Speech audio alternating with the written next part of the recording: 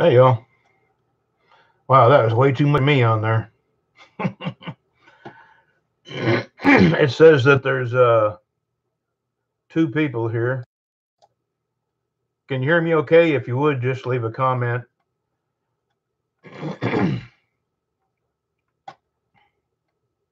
Hey, how are you?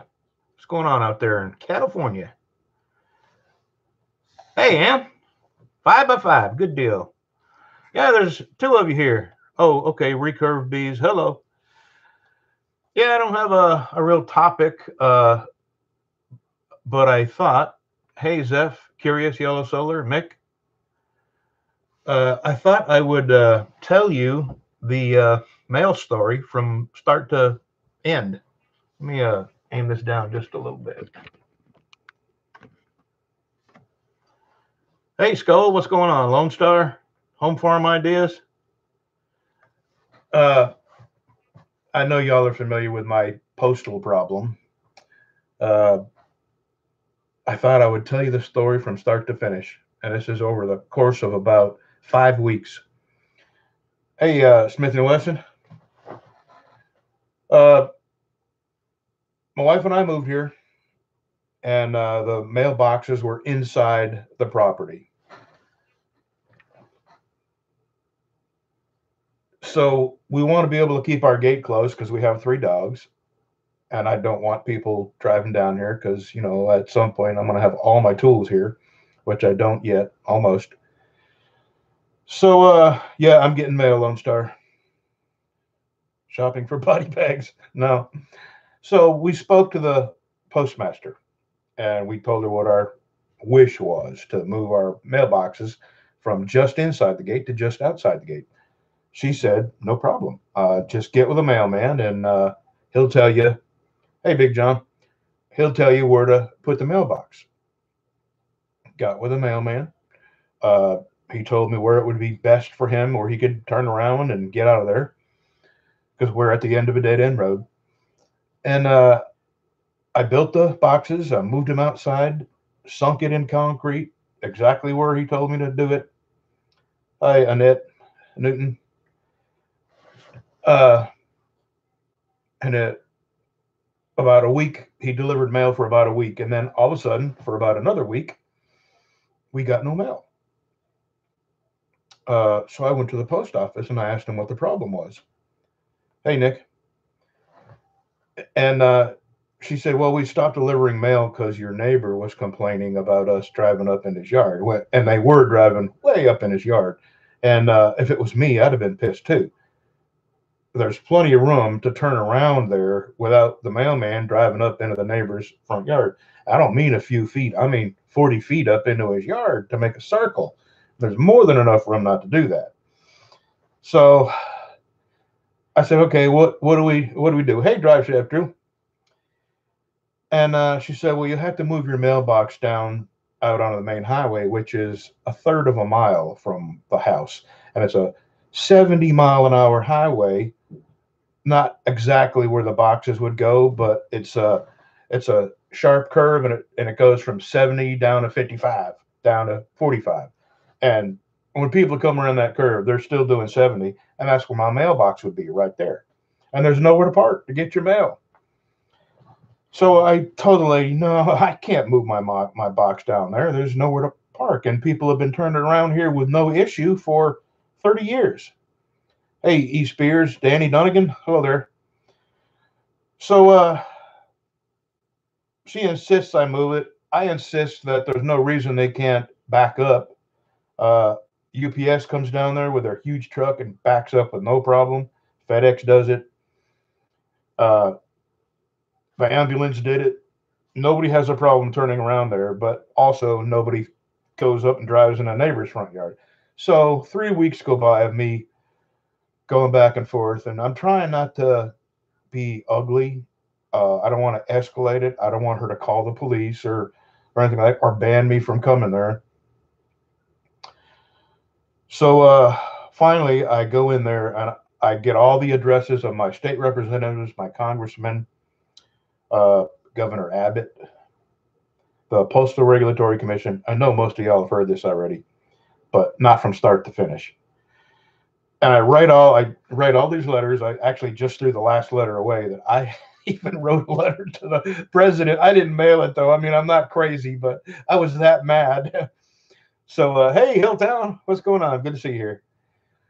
Uh, so anyway, I went in there and I recorded that, and I shouldn't have. And I come to find out it's really a big violation of the law. So you won't find that video up. I removed that. The one where I went in there and talked to her and told her that I had these 6 letters, and if she didn't go back to delivering my mail, I was going to mail them. And I gave her a copy of the letter I wrote, and I showed her the 6 letters, the addressed and stamped and ready to go. She didn't seem to care.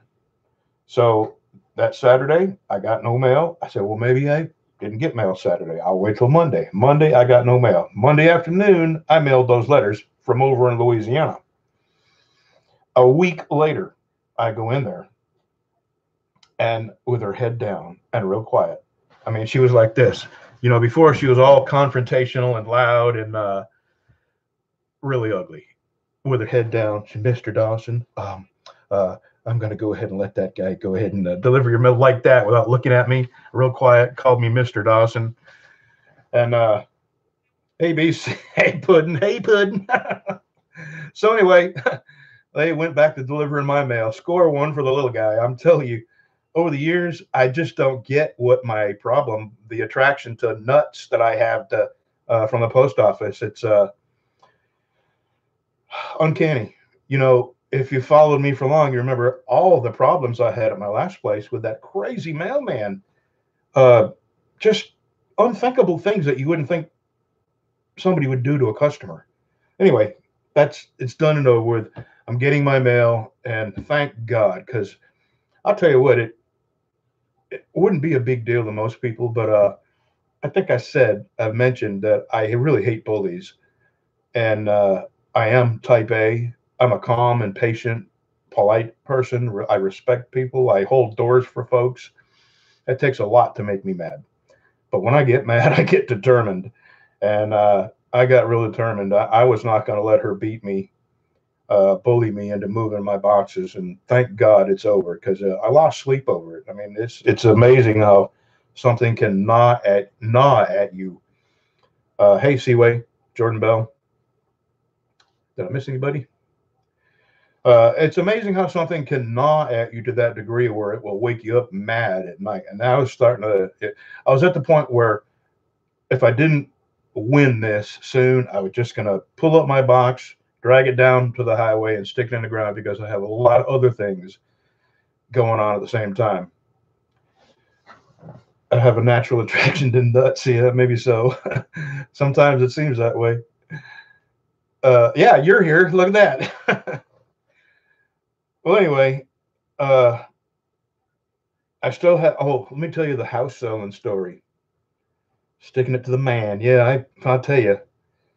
Yeah, it was at that point where I was about ready to give up, because it was way more stress than I wanted.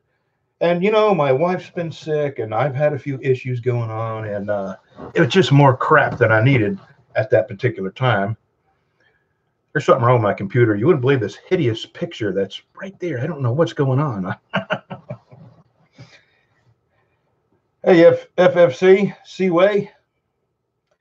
So let me tell you about my house selling adventure. That was another strange one. You talk about stress. So I had the post office thing going on, right? And when my wife and I, David, how are you? When did you guys meet? My wife and I, is that who you're talking about? Where did you guys meet? Is that who you're talking about? Me and my wife, or are you talking to somebody else? I haven't been following the conversation. If you're talking about, oh, my wife? Oh, okay. My wife, I met her. She worked with horses, and a friend of mine, I was freshly divorced, and a friend of mine said, "Hey, man, there's this chick you got to meet over at this horse farm." So I found a reason to go over there, and I saw her from behind, and I knew it was love. And that was in '90, and we dated and shacked up, and then got married, and that was in '90. Yeah, so been a while. Okay, the house thing. We were gonna move over here no matter what. Hey, Missouri Blackbird. I think that's Missouri. Good to see you. We were gonna move over here no matter what. And when we found this place, oh God, I love my man cave. I don't know how much you can see, but it's a it's the nicest furniture I've ever had and the nicest room I've had all to myself. And the chair, boy, is it comfortable. So anyway, we bought this house knowing that we were going to have a house payment, and we have not had a house payment in a long time. Hey, I haven't made any knives in a while. No bandages. Ha ha. Yeah, boys, I'll tell you what, there for a while there, I cut myself every day on them knives. So we're gonna sell the house. What we're gonna do is move into this slowly at our own pace, and I was gonna go paint the inside of the old house, clean up the yard. We're shooting for probably this next spring, being ready to sell it. BBQ, how are you? And I called to cancel my trash service, and the guy that answered the phone just happened to be the owner of the company that picks up the garbage. And he asked me what I was going to do if I was going to rent it out. I said, no, I'm going to move out of it and paint it and sell it.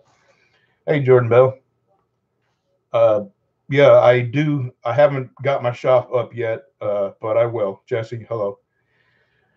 So he said, my wife and I were looking to stay in the same school district for my son, but we want a bigger place. And I had 7 acres, and he really liked that. So him and his wife the next day came and looked at it. I mean, they were that serious and fell in love. Wanted it right now, which, as is. I didn't have to paint, and I really didn't know what the value was. He said, "So how much do you want for it?" And I just pulled the number out of thin air, and I told him, and he said, "Okay, we'll take it." I said, well, I should have said it. I should have added another 10 grand to that. So, hey, Greg, good to see you. And they liked it, and he said, "Would you like me to put a deposit on it?" And I said, "No, no. We shook hands. Man, when you shake hands here in the South, when you shake hands with somebody, you signed a deed. It's your handshake is your bond. That's the way it's supposed to be everywhere, but it's not. Spelling error. Hey, Brian, how are you? Uh, so like, oh, the guy asked me if I want to sell my lawnmower because I have no need for a lawnmower that big anymore. Because here where I'm at, it's right at an acre, and very shortly, I mean, like in a few days, I'll be buying a place next door to me, and that's another acre, 1.3 acres. So I'll have like right right at 2.5 acres or a little less, and I still won't have any need for a big mower. So the guy asked me, "You want to sell your mower?" And I only gave for 49 for that mower.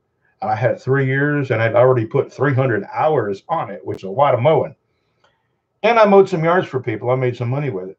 So I said, "Yeah, I'll take 3,500 for it." And man, bam, bam, bam, who whooped out 3,500 bucks, and I wrote him a bill of sale, sold. So we go on, and he gets the paperwork started to buy the house. We sign a some kind of intent to sell. Uh, at that time, we were staying over here in Texas. He's back in Louisiana. Let me read this for a minute. Okay, haven't missed anything. Uh, so we meet halfway, and my wife and I sign that thing, and then he calls me and gives me a date and a time to be there for the signing. They're going to write us a check. Done deal. We haven't even began to move out of the house yet. I mean, this house wasn't even fully here. We were staying next door at Bev's house in a little tiny room with me and my wife and 3 dogs. Because this house wasn't quite. Hey, New York half-ass purple. I'm in Wascom, Texas, which is just over the line from Shreveport, Louisiana, on I-20, extreme East Texas, right on the line.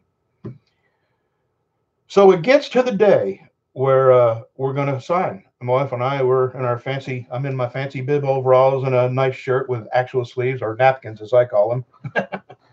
So we head that way, and I get a text on my phone, and I read my text, and it's from the guy. I'm not going to mention his name. And let me say, he's a really nice guy. So this is a long story, and it really pissed us off. It caused a lot of stress, but the guy's a nice guy, and none of this was anything he could avoid. We get a text. I read the text, and he says, it's going to be off for today. We've hit a snag. So I text him back, not driving, of course. I pulled over to text. I said, what's the problem? We're on our way. So he calls me. He says, last night, my wife and I decided we're going to get a divorce. I mean, 1 week they were going to buy a house, and the next week they're going to get a divorce. So go figure. I didn't know whether to believe it or not, but at that point, I hadn't even moved anything out of the house yet because I couldn't move into this yet. I mean, it was, God, everything was up in the air. If you followed me about this place, it took like 2 months longer than it should have to get this ready to put our stuff in. So it was just nothing but stress for months and months. So I said, okay, no big deal. I'm real sorry if this is true. I'm sorry you're having trouble. And a couple more weeks go by. I've started moving stuff out of there into this place, completely going back to the old plan. We're just going to move out at a slow, leisurely pace because we're both old and tore up. And my wife, actually, she hasn't helped but very little, and I don't want her to because she's got some problems that lifting will exacerbate. Thanks, FFC. I really like this place. It's a double-wide mobile home, but it's way nicer than my brick home on a slab. I love it here. So 2 weeks go by, and I get another text. And I had done erase that guy's number out of my phone and all that, and I was not going to talk to him about that lawnmower. He gave me $35 for that lawnmower. As far as I was concerned, that was his lawnmower. I made a little money on it. So I get a text, and is that house still for sale? I have no idea who it is because I took all his information out of my phone. I didn't have his number memorized. So I wrote, yes, it is. Who is this? And he said his name. And well, I probably wouldn't answer it if I'd known it was him because it was disappointing, and it caused a lot of stress and aggravation. And naturally, we were a little angry. So he says, yeah, my wife and we've patched things up, and we're going to go ahead and buy that house if you'll still sell it to us. Hey, Recycled Cottage. And I said, yeah, sure. Same deal. Okay, we go on another week. He gives me a date and a time. You're not going to believe it. We're headed over there. I get a text, and he says, we've hit another snag. Same wording, same everything. And my wife and I were looking at each other. This can't be possible. No way. Yes way. Hey, okie dokie. You're off tonight, huh? 34 hours. Good deal. Get some rest. So this time I call the bank. I said, is there a problem with financing? What is the problem? And he wasn't aware of any problem. So he doesn't know that this guy is backed out for the second time. And so I called the guy and I said, what's the deal, man? This is twice you've done this to us. And he said, well, I don't know how much of this I should tell because it's really personal on his. And I haven't identified him, so I'll tell you a little more than I normally would. I did mention that he owned a garbage company, but there's lots of garbage companies around there. So I don't feel too bad telling you. Anyway, his wife, turns out, is bipolar. And my wife and we both suspected that she might have issues because I picked up on, hey, Brian Couch. I picked up on some odd behavior that, over the top behavior. And it did seem like her personality was like that, which is one of the signs of being bipolar, is having real peaks and valleys personality wise.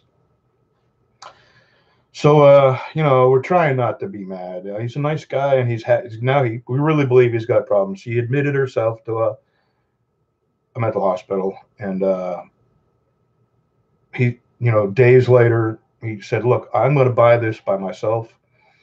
My dad told me that if I can't get financing a loan without my wife, that he'll buy it for me. So I said, look, just I had no intention of selling this until spring. So if you want to buy it between now and when I hire a realtor, fine. Otherwise, just don't call me until you're at the bank with a check. So we did. About a week later, it's been right at probably 7 or 8 days now. We met him at the bank, and they wrote us a check, and he's living in the house. In the meantime, uh, my wife and I were over there moving stuff. This is before we bought the house. Before he bought the house, we're in the house moving stuff, and he pulls up in the driveway. Hey, Duff, good to see you. And he pulls up, and there he comes in the house, embarrassed. Uh, I could tell that he was embarrassed about what had happened, twice, 3 times.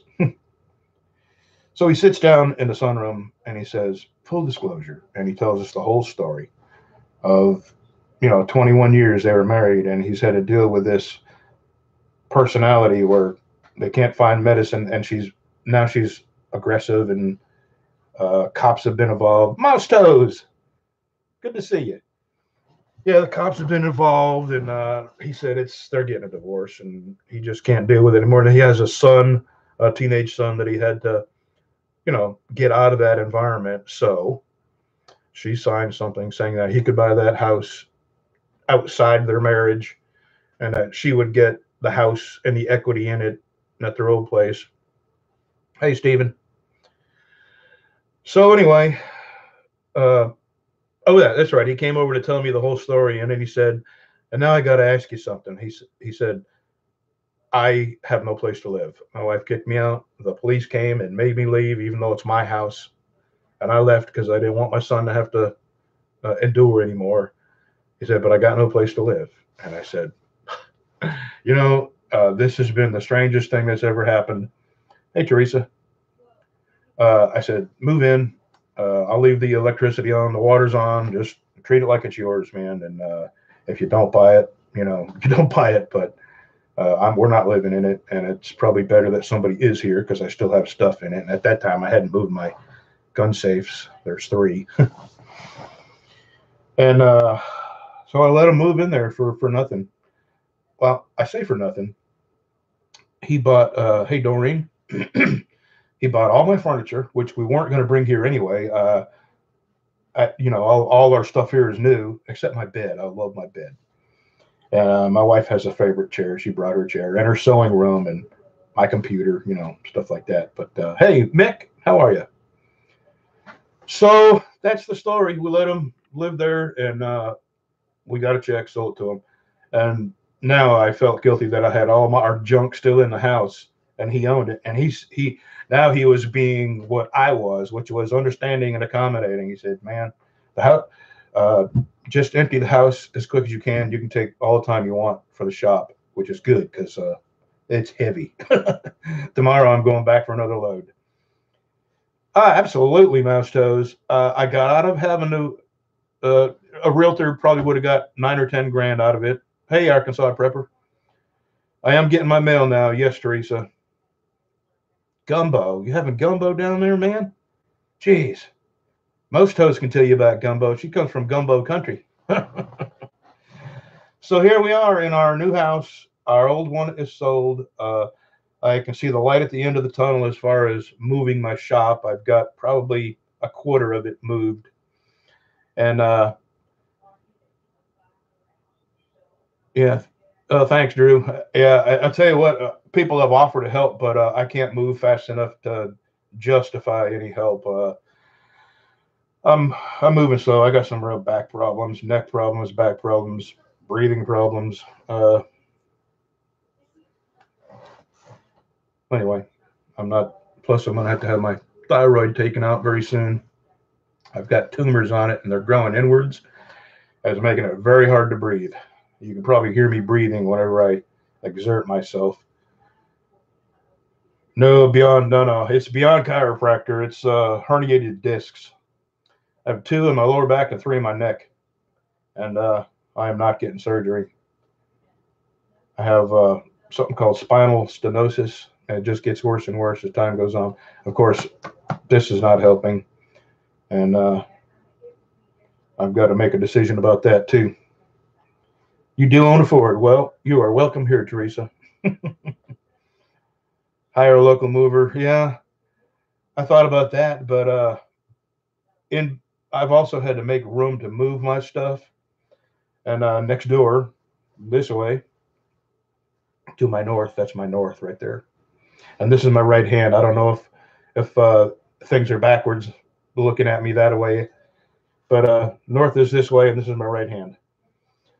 So yeah, buying a place next door. I'll have a garage to put all my junk in, but it is not going to be my shop, my knife shop. As a matter of fact, I've been doing a little daydreaming. I'll tell you what I like.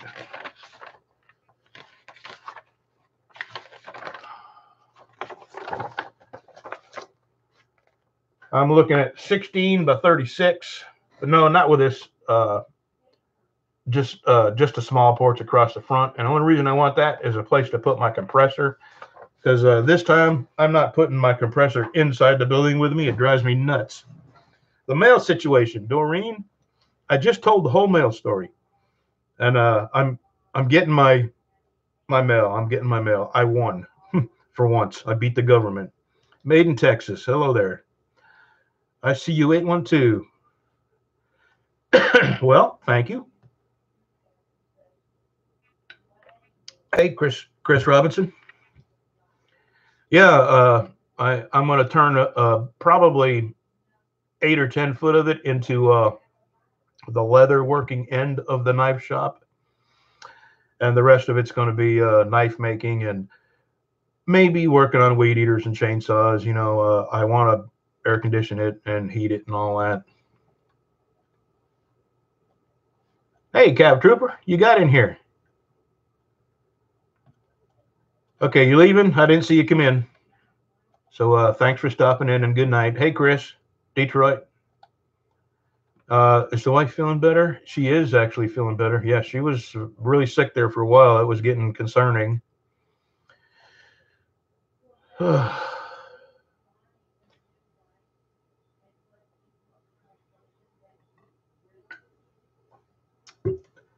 So that's about it for me.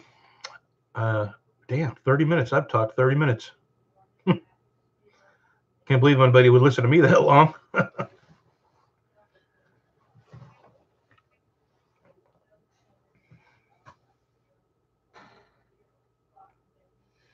Well, I don't have an overactive thyroid. As a matter of fact, it's normal. But I've got these tumors that are on it, and they tested it for cancer, and it does throw this marker for a particular cancer called medullary cancer. So it's not if I got to have it taken out, it's a question of when it fits into my schedule, you know. And I told my wife I wasn't going to do anything until we got moved in over here. I got my shop set up over there, but I may have to have this taken care of before I get my shop. So I think as soon as we get moved in over here and all my crap out of the other house, and that area of my life, that chapter is closed, you know, I may have it done then, because I got to do something fairly quickly. It's I feel like I'm choking, even talking. I'm out of breath. I can't suck enough air past it. Yeah, it's not a tumor. I forget what they call them. I'm just using tumor because that's the only word I can think of.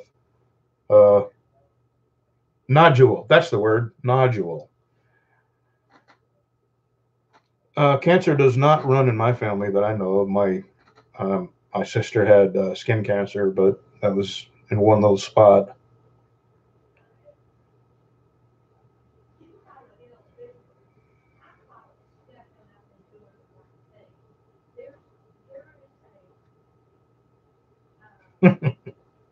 Oh, okay. I haven't seen that. I do have sleep apnea, yeah, and it's partly because of the narrowed esophagus, and also, I don't like dwelling on it or talking about it much, but some of y'all have been with me that long. I was hurt on the job several years ago, and in the process of, well, I ended up inhaling some sulfuric acid, and I got it on my face a little bit, but I got it down my throat and up my nose, and it just destroyed my throat.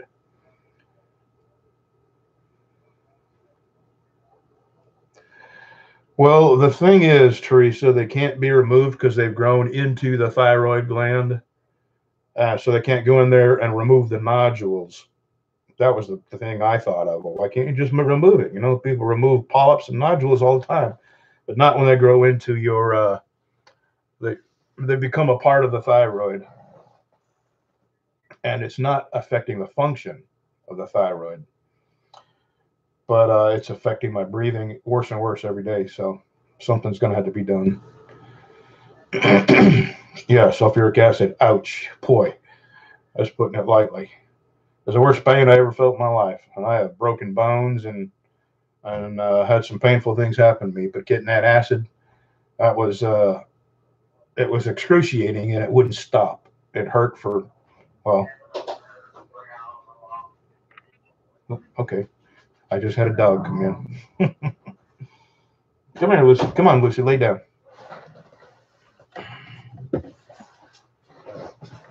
Where you at, sweetie? Okay, come here. Come say hi to everybody. Come up here. Come on. Come on. You can do it. Come on. Come on. All these dogs got beds underneath the desk now. Life is good. Let me tell you, this affected the dogs too. You remember that, Dr. Boom? Yeah, the burns. It was a very tough time, and other things happened to me. I landed. Terrible Ted. Hey, Jim. Good to see you.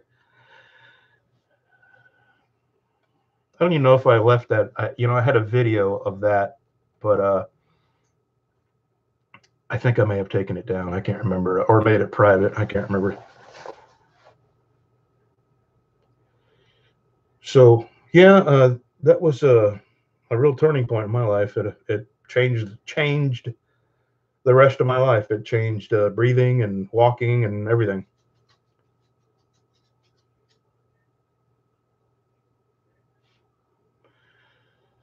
Yeah, it was, let's see, 2014, I think. Yeah, I won't get off of this right now. I don't know if I can and come back. I'm not good enough at this.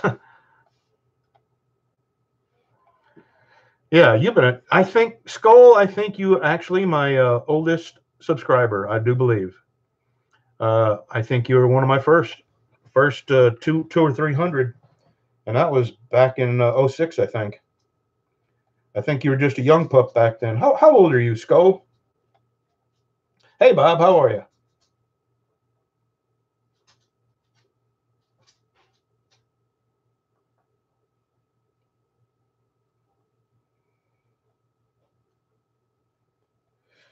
Hey, Chase Brown. I didn't see you.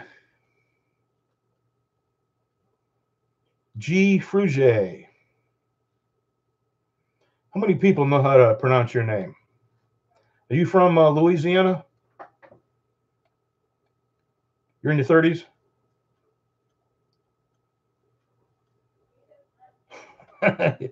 Yeah. In your cordless grinder, huh? What does it say? Grinders and paint make me the welder I ain't. Have you ever heard that?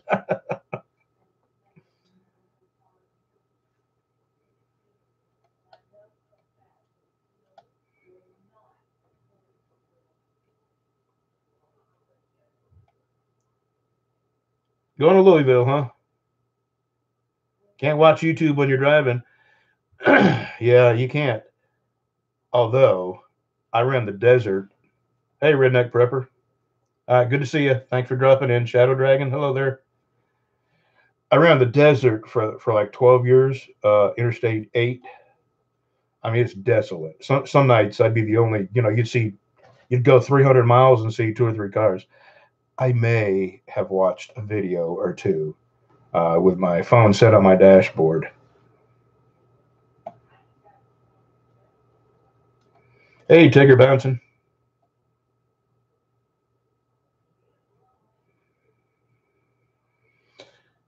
Hey, David Jones.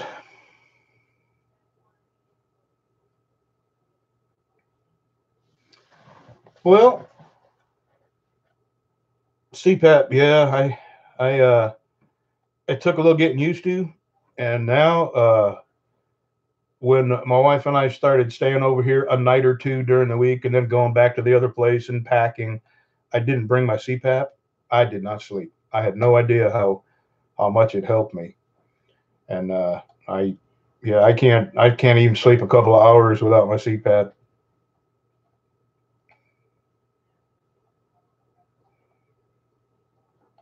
Yeah, I did get my mail delivered, Jim. At the beginning of this, I told the whole story from start to finish. I won. I mailed those letters off, and I think it was oh, I didn't tell. There's one more thing. About a week after I started getting my mail again, who calls me but the Postal Regulatory Commission wanting to know if my problem had been resolved? And I said, yes, it has, and thank you very much. It's been about a week. I've been getting my mail now. So it was a Postal Regulatory Commission that told her to go back to delivering my mail. And it was the mail delivery guy. Now, I got no problems with the mail delivery guy. He did not start this. But I don't know. I don't think she'll. Well, I did take a video down of me recording her in there uh, because it was against the law. I later found out. I don't want to identify the mailman. There are three, so I don't guess I'll be ratting them out. But he told me that she she is not long for here. She has run people off, and people have quit because of her, and customer complaints more than any other postmaster around. So I was not the only one she had singled out to. I use the word attack. I don't know. I mean, that's what it felt like to me, like I was being attacked.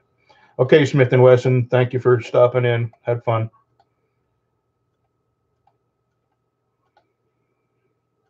The carpeted garage. I am acknowledging your existence. You exist. Thanks for stopping in. Oh, for sure. Yeah, her behavior definitely is a symptom of a larger. I'll tell you what I think. I think she had a drinking problem because she had the. Well, actually, I got bags under my eyes and I don't drink, so that doesn't always mean anything. But she looked like she had a hangover that day I went in there. Man, I'm not happy. A very unhappy person. Hey, Jeannie. Oh no, she does not. She did not apologize. But hey, Rob, good to see you here.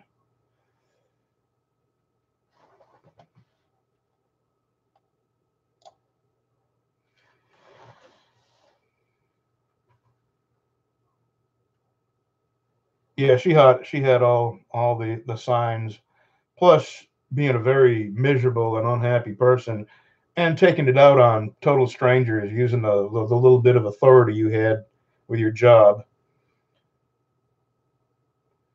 Oh, the flashlight, huh? Good, good. I do remember. Yeah, I remember Newman. Yeah, I tell you, this has been these last probably 6 months now have been very, very interesting. I have learned a lot. You know, hey Ron. No, I never stopped at Kenworth, St. Louis, and I'll tell you, Kenworth. Up until I stopped driving long haul, Kenworth was the best truck, and I had them all. I had Pete's and Max and Freightliners, but uh, if I were to ever go back to driving, it would be in a Kenworth. Huh.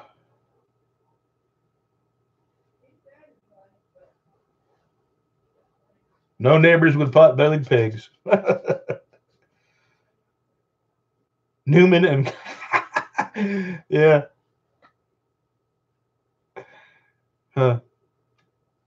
Yeah, it's been an experience, but we're here, and I'm really glad we're here. I just love this place, and now that I'm going to be able to buy the place, see the place next door, Miss Pat, the lady that passed away.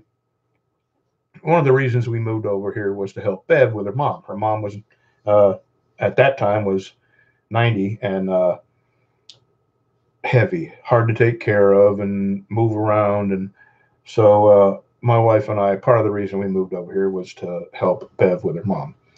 And recently, her mom passed, and her mom owned the place next door. And of course, it had to go through succession. And uh, the executor is her one of her kinfolk.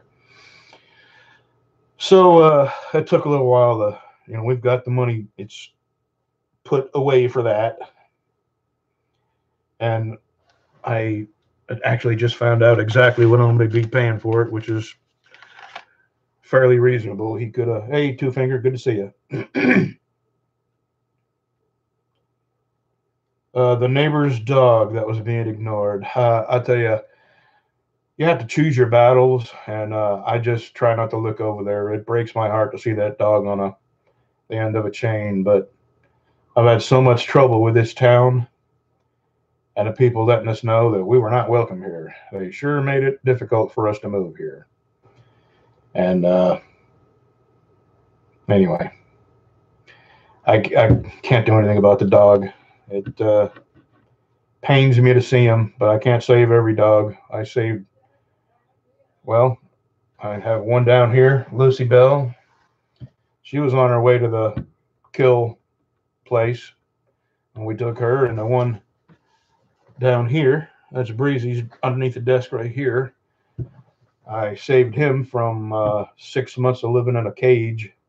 I wasn't much bigger than him, and I can't save them all. And like I say, when I drive by, I just can't let myself look over there because it's just a sad sight. And we've had a lot of unpleasantness these last several months. So maybe somebody else will come along and get involved. I never got in a wreck, Chase. On one truck, I put 1.2 million miles on one truck. And in 12 years with a company called Forward Air, which was the best job I ever had, my wife and I together put a little over 3 million miles on with them. So I drove for 10 years before I taught my wife how to drive, and I know I had 1 million miles easy in those 10 years. Yeah, a lot of miles. Not easy miles. I'm only 58. I look like I'm 68. What the hell happened? I see people my age that don't look, 40. What the hell happened to me?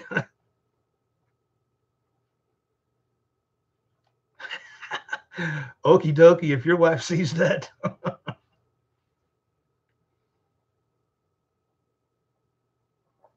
Did you see Elizabeth Warren drinking the beer the other day? Did anybody see that where she did a, I don't know, an Instagram thing? Hey, 65 Ford. Yeah, 500,000. It's the low sulfur fuel that just kills them. Stephen P. You know, I enjoyed trucking, man. I loved being a truck driver, and I made good money. Hey, North Carolina Auto Man. I'll tell you, I would not recommend long haul trucking for a guy with a family that you want to see all the time because it's just not going to happen. And just starting out the first couple of years, you're going to be away from family and kids for a lot. The longer you're in it, the more you can pick and choose the jobs that maybe have a dedicated run where you could be home every other night or every third day you get a day off. I mean, there are some jobs out there, but not when you're starting off. When you're starting off, it's a hard life and a lonely life because you spend a lot of time in that truck, and the reason is they don't pay you much when you're first starting off, so they use the heck out of you. And, it's simple math. If they've got a driver that's got 5 years experience and he's getting, I'm only going to use this as an example. If he's getting 20 cents a mile and you're getting 15 cents a mile, they're going to run your ass off at 15 cents a mile. And then you're going to keep the 20 cent a mile guy, as a backup for the 15 cent a mile guy. So that's how that works.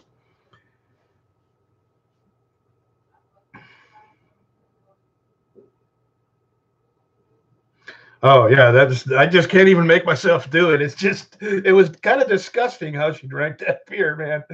You almost expected somebody to have their hand on the back of her. I shouldn't have done that on the back of her head. Yeah, it was not natural, that's for sure.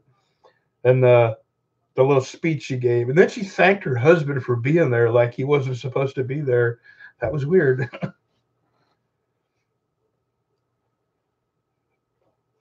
Yeah, when we quit Forward Air, when we hung up our driving shoes for Forward Air, we were getting a buck 40 mile and good fuel surcharge, and that was in 2011, 2012. So that would be my suggestion if anybody goes into trucking or wants to know, buy a truck. You can make a lot more money, and you have a lot more things to write off when you own your own truck. I won't say any more than that, but you can really whittle your taxes down to a lot less than you would pay if you were working for somebody.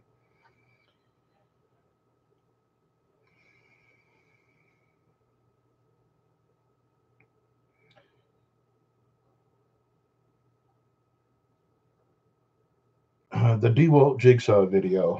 Oh yeah. I remember that. I had to replace the blade changer thing. Yeah, I remember that. Hello, Michigantler.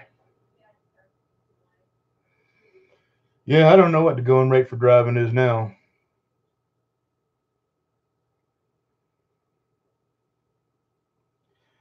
Boy, hasn't this been interesting? Them poor the Catholic school kids that got attacked by the, what do they call them? The Black Hebrew Israelites.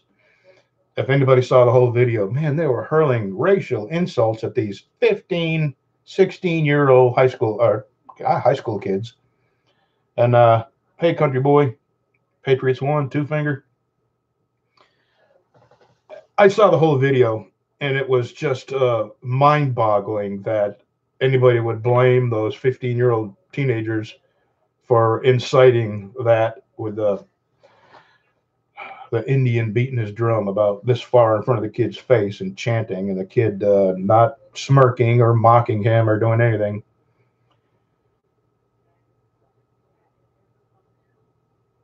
Hello, Casper? Who's Casper? Hmm.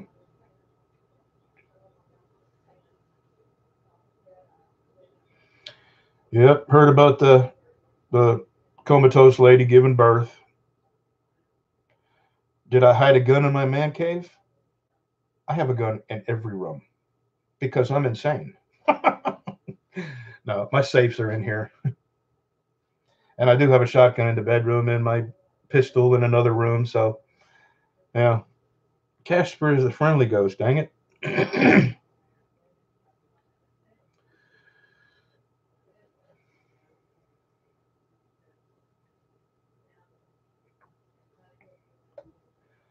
Well, y'all, I'm out of things to talk about. Yeah, he was a bit of a fake. He was a veteran during the Vietnam era, but he never went to Vietnam, which is what he said. He called himself a Vietnam vet. Well, I'm a Cold War vet. So, Makita, I see you 812. I like DeWalt, but I'm transitioning to Makita. And as soon as I have all the Makitas I need, I'm going to probably sell my 18-volt DeWalts. Uh, Cold War vet. 77 to 80 was when I was in. I spent all my time in Germany. I loved it. Hated the army. Loved Germany. Ich liebe Deutschland. No, not affected me in my area. I have not seen anything that I would use or have any effect. And I'll tell you the truth, if it did, I'd still want the government to stay shut down until we get $5.7 billion for a wall. Hell, you could stop Pelosi from flying around the world and probably save that much money.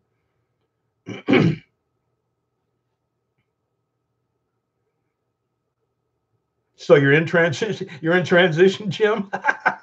I'm in transition to Makita. So from now on, call me, you know, lady boy Makita.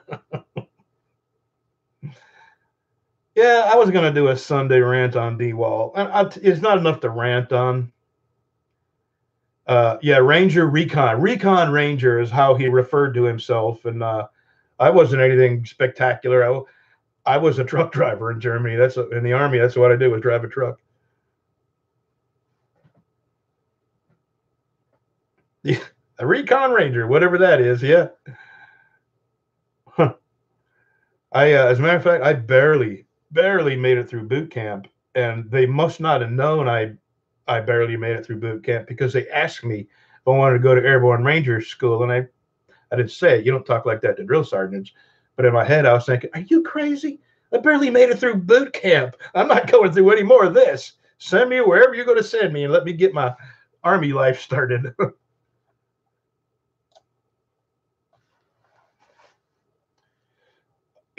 uh, yeah, Steel Fist. I'll tell you what, I bought my wife a Makita cordless chainsaw with two 18-volt batteries, 5 amp hour. Yep. So we must have the same thing. And thinking it would not be a toy, but it wouldn't be anything as good as my big manly steel. I tell you what, that Makita, it is a cutting machine. It has cut. I've cut 7 and 8 inch logs with it, and you're not supposed to cut anything that big. But I got plenty of batteries, so yeah, that is a serious chainsaw. I had no idea all that little battery powered chainsaws had come that far. Casper Ghost from the movie. Okay, I'm still lost in Anubis 66 TV, but I remember Casper Ghost from cartoons when I was a kid. Absolutely. I have a 16-inch steel chainsaw, and that Makita will almost cut what the gas-powered chainsaw will cut.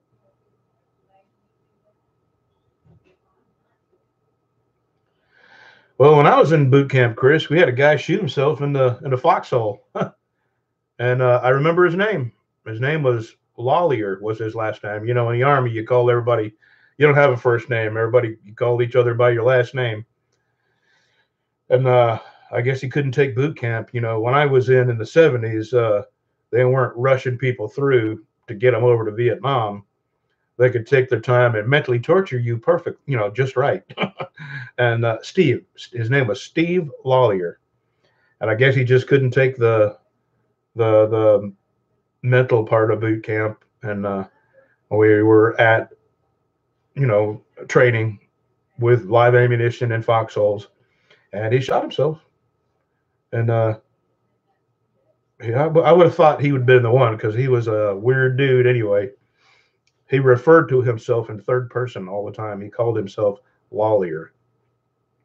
Like, hey, have you got a cigarette for Lawlier? And you'd look around like, aren't you Lawlier? Lawlier's tired. Lawlier needs a break, drill sergeant. And how they could let a guy that clearly wasn't right in and then give him a gun with ammo was beyond me. Your medication situation is improving right now. Yeah, I'd like to come down there for some of that medication, brother. Someday it'll be legal. And I tell you, the only reason I don't buy the illegal medication is because it has to go through the hands of people who have done bad things to other people to get it here. So I don't want to be a part of that. I would love to be able to grow my own medication, but it's against the law. Dude, I speak badly in English. Where are you from? Right now I'm in Texas, Anubis. Where are you from? What part of the world are you from? Your English is fine, and I just don't understand what the Casper reference is. That's all.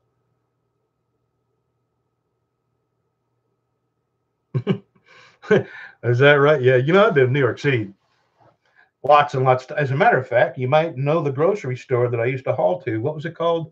Not Stop and Shop. Maybe it was Stop and Shop. I think that was the name of the grocery store chain. No, no, it was Finest. First National Foods, and the name of the store was Finest. And I was a scab. I didn't join the union, and I drove for Finest, First National Foods, and I delivered all over New York City to the finest grocery stores, making union wages and not paying any union dues because I was part time, but I got more hours than the full time guys. Man, that was some good money back then.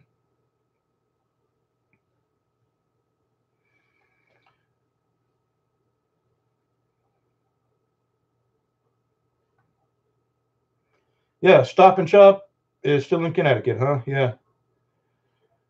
Yeah. Am I from Egypt? No, I am a lot of things, but not Egyptian. Hey, English and Italian is my lineage. Are you from Egypt?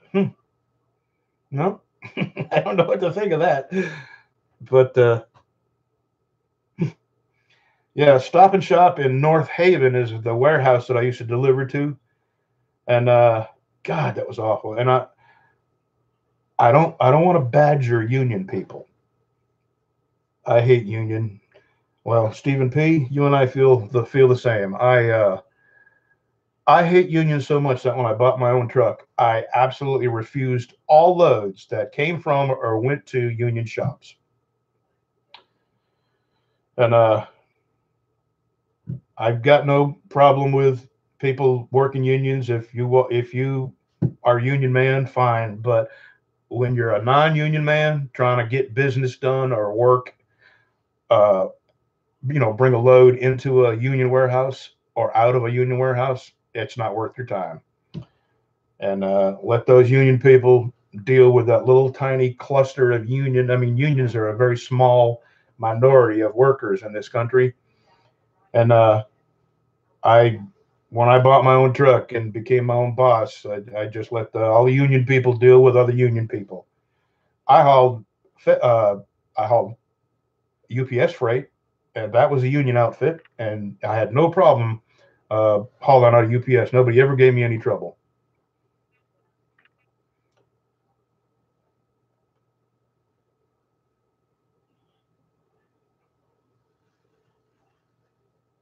Yeah, I mean, I got no problem. I mean, I've been to places where you couldn't work there unless you joined the union, so I don't have a problem with union people making a good salary. I have a problem as a non-union person trying to get my job done at a union shop. And if you've ever been on the loading dock of a union warehouse, I know you've seen how they treat non-union truck drivers. Hey, Baruch, good to see you here. That 13 member local, huh? Yeah. So that was just my own experience with unions. And I'll tell you, the union I had the most experience with and the worst experience with was the auto workers union. My God, you want to know why a car costs 50, 60 grand? You go into a union auto workers place, which they're all union, and you'll see why they cost so much money. It's ridiculous.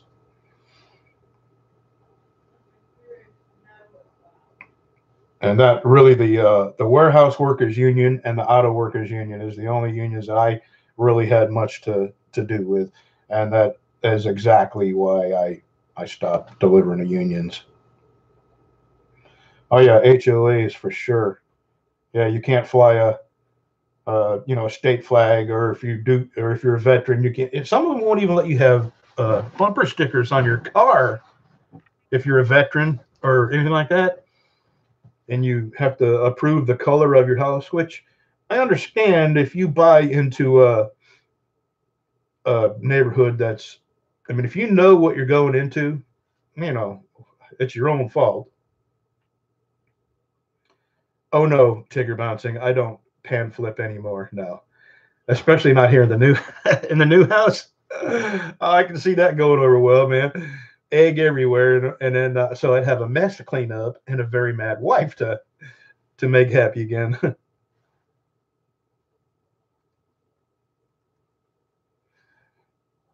Yeah, Bob. Unions have their place, and hey, Coke Man, I didn't see Coke Man come in. Coke Man, oh, there you are. Hey, Coke Man, good to see him. Man, you haven't done much at all. You need to get in front of that camera. I know you're not all photogenic and all like me, but yeah, I'm not a union hater. I just know that non-unions, a non-union worker does not mix well with union workers. What I did, the experience I had, and like I said, it was 90% of my union experience was auto workers union and warehouse workers union. So, and I actually was a union member. I worked for Yellow Freight for a while in Hartford, Connecticut.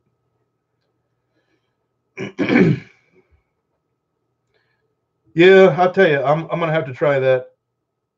Saudi Arabia, you were in a jungle. Okay, I got a feeling this guy's being a prick. So let's do a little something here. You're gone.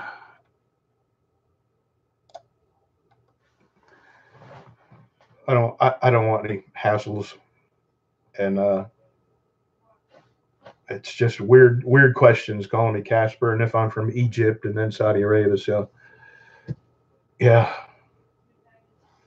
So anyway, let's see. It's 59. It's an hour of me yapping. I really enjoyed it, and I can't believe I've not lost my signal. So guess what? I'll be able to do cooking videos, and I don't know how far away from my shop is probably going to be.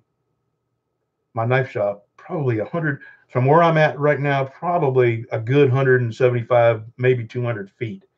So I don't know if I'll be able to do any live streams out there. Maybe if I put a Wi-Fi booster, but before I did this live stream, I did my upload and download speed. I'm uploading at 12 megabytes per second, downloading at 70, which is, my God, that's like, that may not be fast for most people, but where I used to live, I uploaded at like 2 and downloaded at 11 or 12.